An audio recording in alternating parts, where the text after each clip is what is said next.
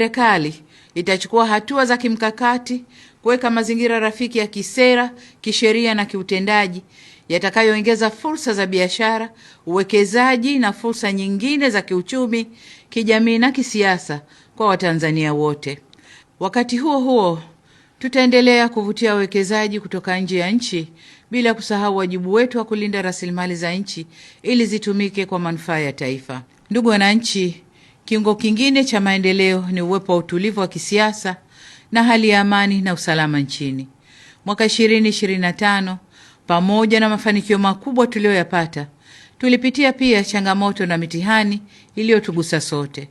Itakumbukwa kuwa mwezi Oktoba mwaka huu tulipitia nyakati ngumu zilizohitaji subira, mshikamano na uzalendo.